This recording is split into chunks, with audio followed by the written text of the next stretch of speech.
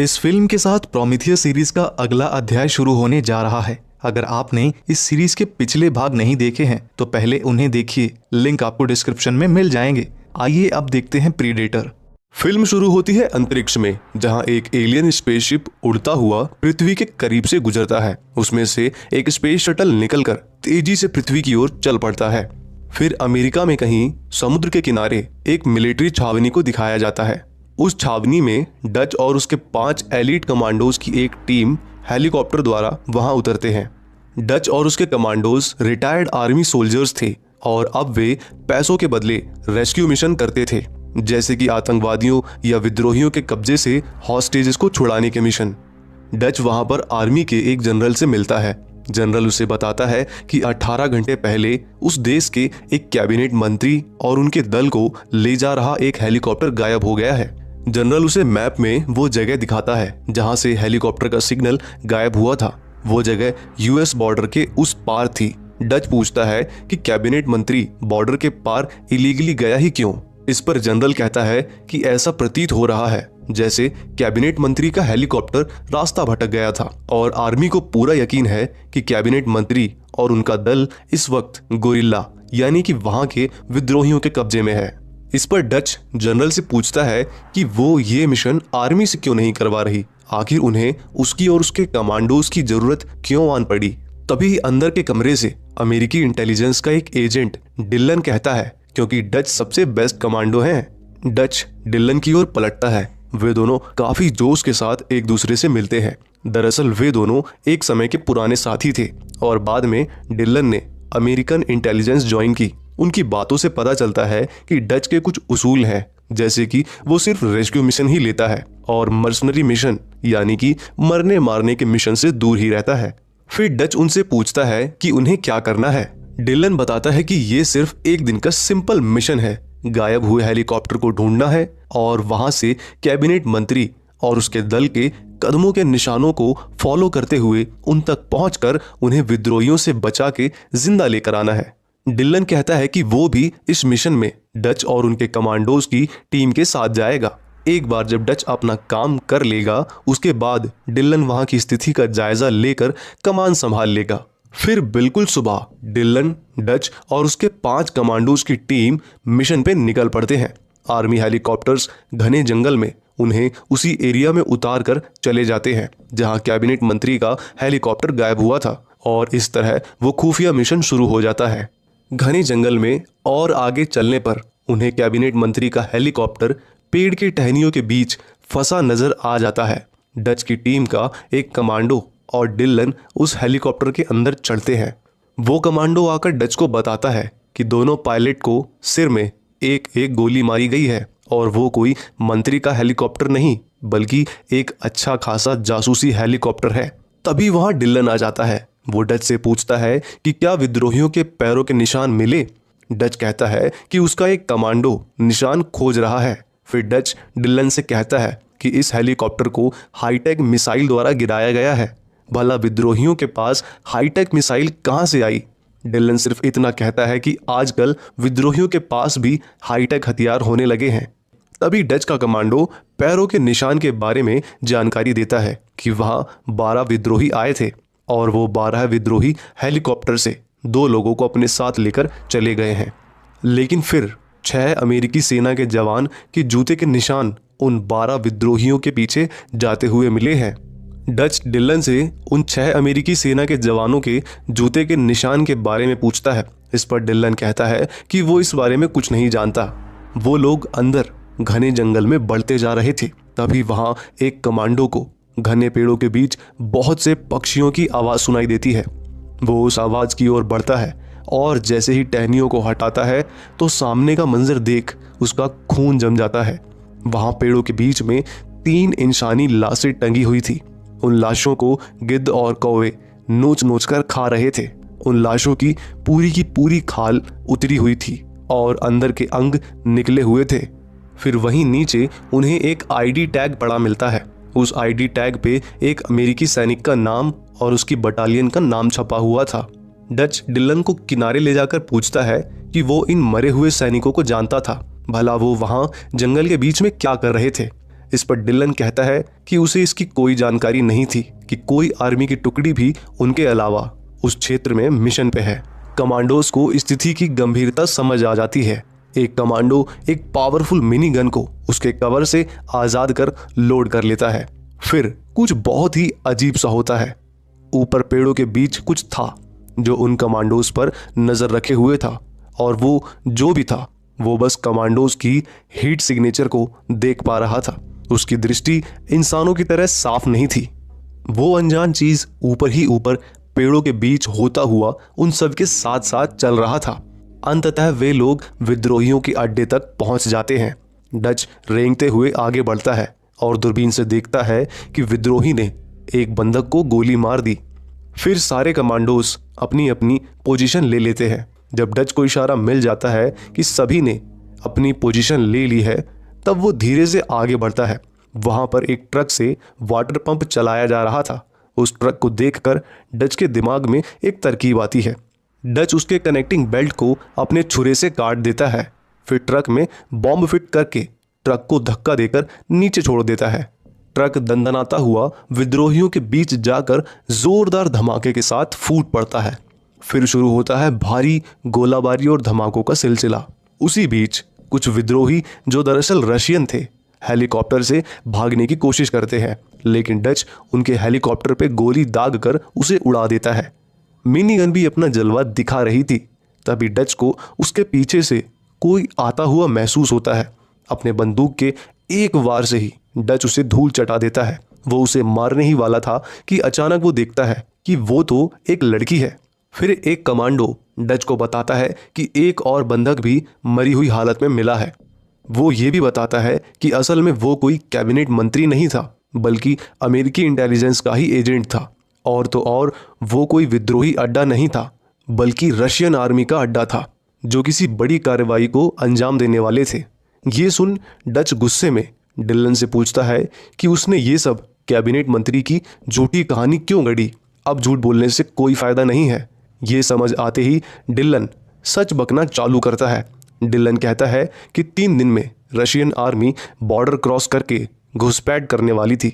अगर वो डच को पहले ही सच बता देता कि ये कोई रेस्क्यू मिशन नहीं बल्कि विद्रोहियों को मारने का मिशन है, तो डच अपने उसूलों के कारण उस मिशन के लिए कभी हाँ नहीं करता, और बिना डच के ये मिशन इतनी आसानी से कभी पूरा नहीं होता।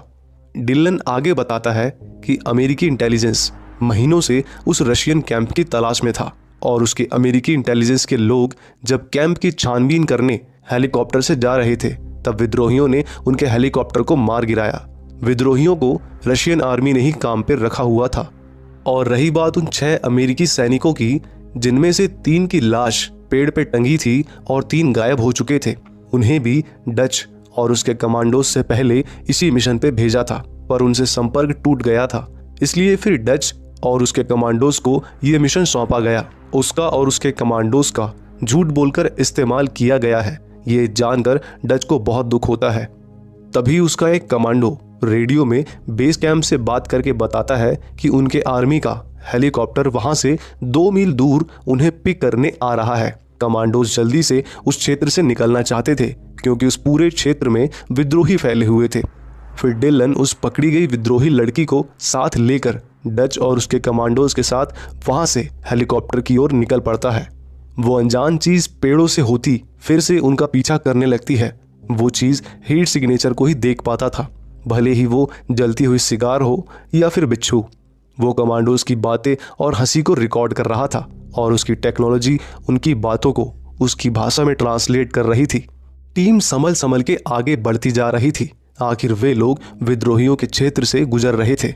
एक स्थान पे जाकर आगे चल रहा कमांडो अचानक थम जाता है क्योंकि उसे अपनी ही हंसी की आवाज ऊपर पेड़ों से सुनाई दी थी। वो लगातार ऊपर पेड़ की ओर देख रहा था।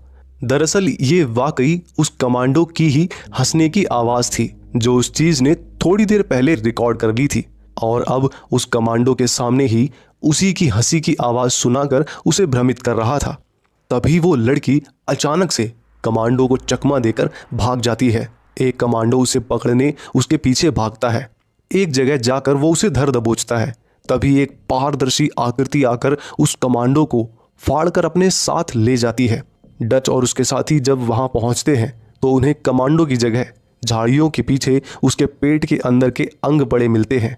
जब वो उस लड़की से पूछते हैं कि वहां क्या हुआ था तो वो कहती है कि अचानक से जंगल जीवित हो उठा और उस कमांडो को अपने साथ ले गया। चलते चलते डच एक जगह जाकर ठहर जाता है। ठीक उसी स्थान पे बहुत ऊंचाई पे उनके साथी कमांडो की नंगी लाश पेड़ पे उल्टी टंगी थी। फिर मिनीगन थामे कमांडो को झाड़ियों में कुछ हलचल दिखाई देती है, लेकिन वो मात्र एक छोटा जानवर निकलता है। ठीक तभी एक लेजर किरण ऊपर पेड़ से आकर उस कमांडो की छाती को भेदते हुए आर पार निकल जाती है। तभी वहां उसका एक कमांडो दोस्त मैक आ जाता है और वो उस पारदर्शी आकृति वाले जीव को देख लेता है। उसकी आंखें हरे रंग में दमकती हैं। ये डरावना दृश्य देखकर मैक पागलों की तरह उस जीव की दिशा में गोलियों की बारिश करने लगता है। डच और बाकी कमांडो भी वहां पहुंच जाते हैं। मैक को गोली चलाता देख वे लोग भी उस दिशा में अंधाधुंध गोलियां चलाने लगते हैं। गोलियों की फुहार से अपने सामने का जंगल ही काट कर रख देते हैं। फायरिंग रुकने पर उन्हें कुछ भी नहीं मिलता, लेकिन लड़की को वहां उस जीव का हरा खून नजर आता है। कमांडोज की किसी गोली ने उस जीव को घायल कर दिया था। फिर मैक अपने दोस्त की डेड बॉडी को अपने साथ ले जाता है। डच मैक से उसके दोस्त के हत्यारे के बारे में पूछता है। मैक उन्हें उस पारदर्शी आकृति के बारे में बताता है। इसके बाद वे लोग खुद को लैंड माइंस का एक सुरक्षा घेरा बनाकर उसके अंदर बैठ जाते हैं और साथ ही बेस कैंप से संपर्क करने की कोशिश में लग जाते हैं। उधर उस जीव को गोली लगी थी। वो अपने हाथ में लगे डिवाइस का बटन दबा के अदृश्य स्थिति से बाहर आता है। उसके बड़े बड़े नाखून थे, लेकिन वो कोई जानवर नहीं था। वो तो था एक दूसरे ग्रह का प्राणी, प्रीडेटर। फिल्म की शुरुआत में जो एलियन स्पेसशिप पृथ्वी की तरफ आया था, ये प्रीडेटर उसी में आया था। प्रीडेटर एक शिकारी एलियन प्रजाति है और अंतरिक्ष में जिस भी ग्रह में जीवन है वहां के प्राणियों का शिकार करना उनका शौक है। दूसरी प्रजातियों को मारना उनके लिए एक खेल जैसा था। इसलिए यहाँ पृथ्वी पे भी वो प्रीडेटर इंसानों की निर्मम हत्या कर शिकार का ही खेल खेलने आया था। प्रीडेटर के सूट में पूरे ऑपरेशन के औजार लगे हुए थे। वो अपने जिस्म से गोली निकालने लगता है। गोली निकलते ही वो एक तेज दर्द भरी आवाज में चीखता है, जिसकी आवाज कमांडो टीम तक भी पहुंचती है।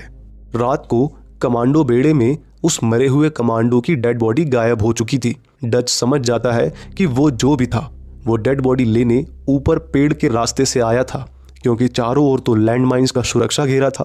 डच समझ जाता है कि एक एक करके उनका शिकार किया जा रहा है। यहाँ कोई शिकार का खेल चल रहा है। डच उस लड़की को आज़ाद कर उस जीव के बारे में पूछता है। वो बताती है कि उस जीव का हरे रंग का खून बह रहा था। इस पर डच कहता है कि अगर उसका खून निकल सकता है तो उसे मारा भी जा सकता है। फिर वे लोग उसे पकड़ने के लिए एक चक्रव्यूह रचते हैं, तरह तरह के ट्रैप्स लगाते हैं।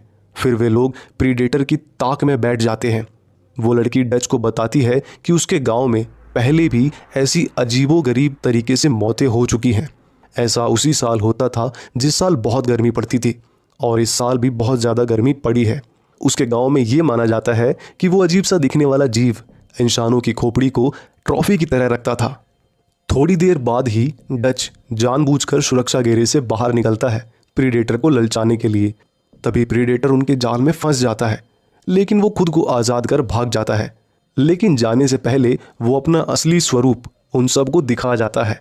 उसी दौरान उनका एक कमांडो घायल हो जाता है। मैक अपने दोस्त का बदला लेने प्रीडेटर के पीछे भागता हुआ जाता है। डिलन मैक की मदद को जाता है। जाते जाते डिलन बाकी सबको हेलीकॉप्टर पिकअप पॉइंट की ओर जाने बोलता है। जंगल के अंदर मैक के कुछ समझ पाने से पहले ही प्रीडेटर उसकी खोपड़ी खोल देता है। उधर डच जब बाकी बची टीम के साथ वहां से निकल रहा होता है, तब उसके घायल साथी के हाथ से बंदूक गिर जाती है। वो लड़की जब हथियार उठाने लगती है तो डच उसे हथियार उठाने से रोक देता है। डच उस लड़की को बताता है कि अभी तक प्रीडेटर ने उसे इसलिए नहीं मारा क्योंकि वो बिना हथियार की थी। प्रीडेटर निहत्थों का शिकार नहीं करता है। उधर डिलन मैक को मरा पाता है।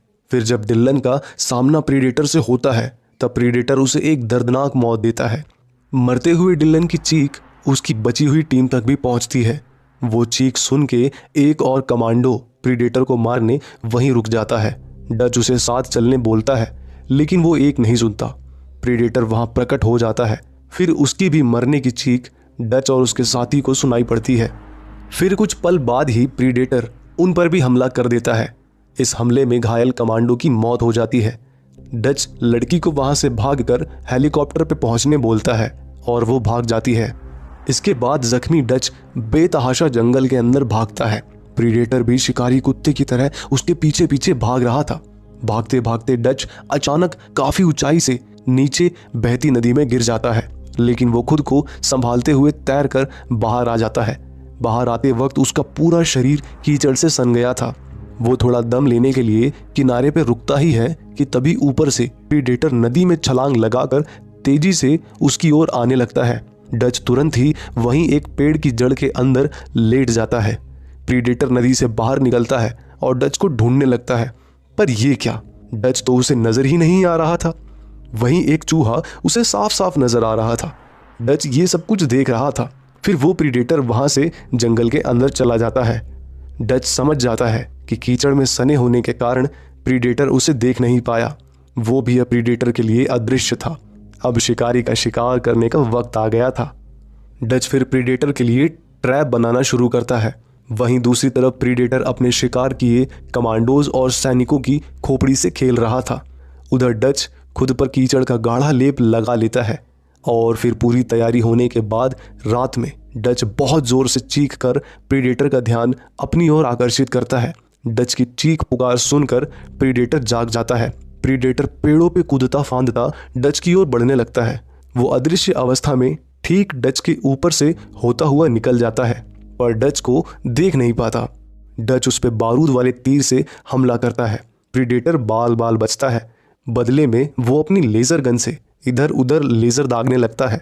तब डच जान बचाने नदी में कूद जाता है, लेकिन जैसे ही डच पानी से बाहर निकल के किनारे पे आता है, प्रीडेटर उसे पकड़ लेता है, क्योंकि अब डच के शरीर से कीचड़ धुल चुका था और प्रीडेटर उसके शरीर के हीट सिग्नेचर को देख पा रहा था।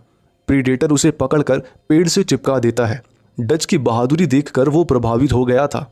आज जाकर उसे अपने टक्कर का कोई शिकार मिला था। वो उसे हथियारों से मारने की बजाय उससे द्वंद्व करने की ठानता है। बस फिर क्या था, प्रीडेटर अपना हेलमेट नुमा मास्क उतार कर अपना डरावना चेहरा दिखाते हुए डच संग द्वंद्व युद्ध करने लगता है। द्वंद्व करते दोनों उसी जगह पहुंच जाते हैं जहां डच ने ट्रैप लगाया था। डच उस ट्रैप के अंदर घुसकर प्रीडेटर को भी अंदर आने के लिए उकसाने लगता है, लेकिन प्रीडेटर उसकी चाल समझ जाता है और ट्रैप की दूसरी तरफ से डच के सामने आता है। लेकिन डच ने वहां एक और ट्रैप लगाया था।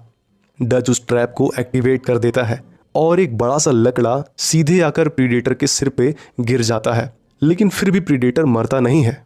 डच प्रीडेटर के सिर को कुचलने के लिए एक बड़ा सा पत्थर उठा लेता है, लेकिन फिर उसकी हालत देख के वो प्रीडेटर का सर नहीं कुचलता है। प्रीडेटर अपनी हार मान लेता है और अपने हाथ में लगे डिवाइस से खुद को उड़ाने के लिए बॉम्ब को एक्टिवेट कर देता है और ज़ोर ज़ोर से अट्टहास करने लगता है। डिवाइस में चलते टाइमर को देख डच समझ जाता है कि प्रीडेटर अब एक भीषण धमाके के साथ फटने वाला है और फिर डच अपनी पूरी ताकत से वहां से दूर भागने लगता है और फिर प्रीडेटर एक भीषण धमाके के साथ फट जाता है। उस धमाके की गूंज से आर्मी का हेलीकॉप्टर भी कांप उठता है, जिसमें जनरल और वो लड़की डच को ढूंढ रहे थे। फाइनली ब्रह्मांड का सबसे बड़ा शिकारी खुद शिकार बन चुका था और डच अपना सीना ताने अकेले खड़ा था। आर्मी का हेलीकॉप्टर डच को अपने साथ लेकर बेस कैंप की तरफ उड़ जाता है। इस घटना के 10 साल बाद एक सरकारी अफसर को किसी अनजान जगह की तफ्तीश करते दिखाया जाता है।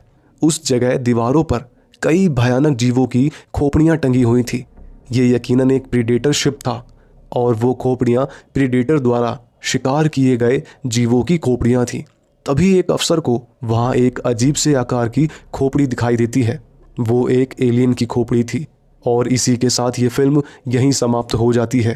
प्रीडेटर की ये कहानी एलियन की कहानी के साथ किस तरह जुड़ने वाली है, जानने के लिए देखें इस मूवी का अगला भाग प्रीडेटर 2।